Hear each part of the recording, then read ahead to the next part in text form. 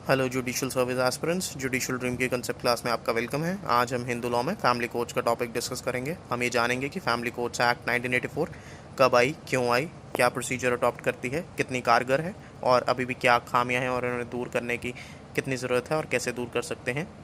59th law commission report आपकी आई थी जिसने ये साफ तौर से रिकमेंडेशन दी थी कि जो मैट्रिमोनियल केसेस हैं, फैमिली डिस्प्यूट्स हैं, उनका निपटारा करने के लिए, उनको रेजोल्यूशन तक लेके जाने के लिए आपको एक अलग बॉडी को इस्टेब्लिश करना चाहिए। इसके बाद 1976 में सीपीसी में अमेंडमेंट होती है जिसमें ऑर्डर 32A में स्पेशल प्रोसीजर अडॉप्ट किया जाता है जो निपटारा करता है, एक स्कीम ले डाउन करता है फैमिली डिस्प्यूट्स, मैट्रिमोनियल डिस्प्यूट्स को रिजॉल्व करने के लिए, उनका निपटारा करने के लिए।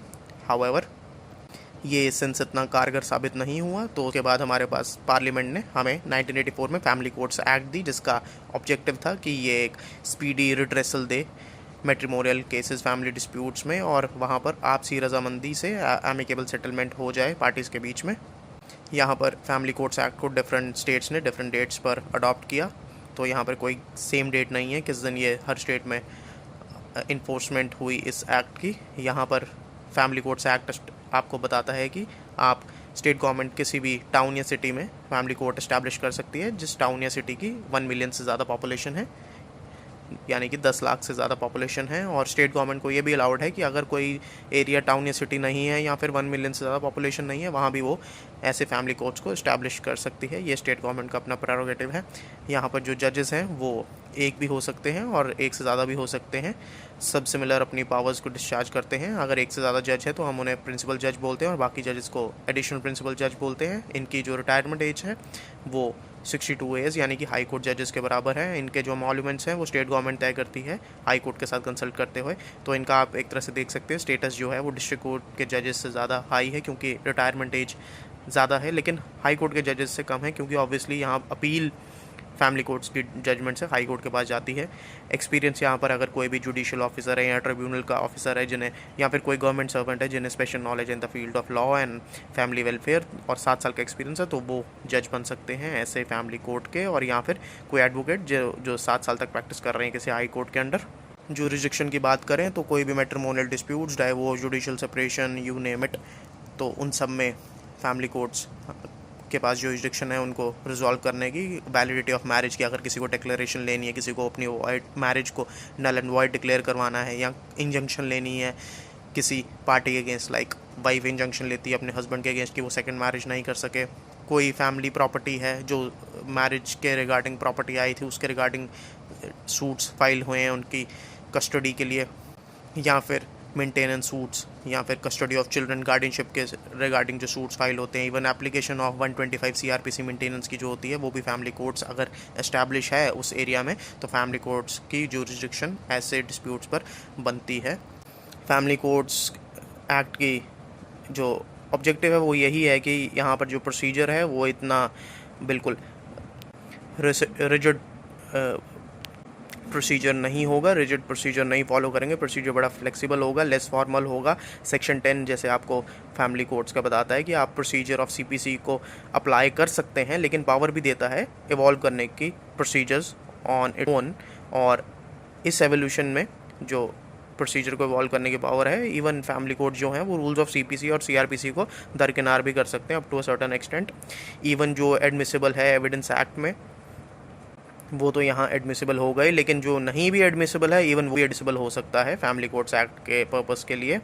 और यहाँ पर जहाँ पे आप सिविल कोर्ट्स में एग्जामिनेशन आपकी होती है ऑन एन एफिडेविट, यहाँ भी इन जर्नल एफिडेविट पर ही एग्जामिनेशन होगी फैमिली कोर्ट्स में, बट फैमिली कोर्ट्स के पास पावर है वो ओरल एग्जामिनेशन भी डेपोनेंट की अलाउ कर सकते हैं। सबसे जो खास बात वो है इन कैमरा प्रोसीडिंग्स, यानी कि पर्दे के पीछे ये प्रोसीडिंग्स होंगी सो डैट कॉन्फिडेंशियलिटी मेंटेन की जाए, पार्टी की प्रिवेसी मेंटेन की जाए। जहाँ एक भी पार्टी चाहती है कि जो प्रोसीडिंग्स हैं वो ओपन कोर्ट में ना हो और behind curtains, behind close doors हो, तो वहाँ पर इन कैमरा प्रोसीडिंग्स अलाउ करता है आपका फैमिली कोर्ट्स एक्ट। और वहीं सेक्शन 6 में अलाउ करता है आप कोई भी काउंसलर्स, ऑफिसर्स या किसी भी पर्सन को अपॉइंट कर सकते हैं जिन्होंने सोशल वेलफेयर या फिर फैमिली वेलफेयर की फील्ड में काम किया हो, सो डैट वो असिस्ट कर सकें कोर्ट को, इवन पार्टीज़ को प्री मैरिटल डिस्प्यूट या फिर पोस्ट डिसीजन, पोस्ट एडजुडिकेशन भी उनको काउंसिल कर सकें कि उन्होंने आगे अपने रिलेशंस को कैसे ज़्यादा डिटेरोरेट नहीं होने देना, या डिटेरोरेट हो चुके हैं तो आगे कैसे अपनी लाइफ को लीड ऑन करना है आफ्टर द डिसीजन।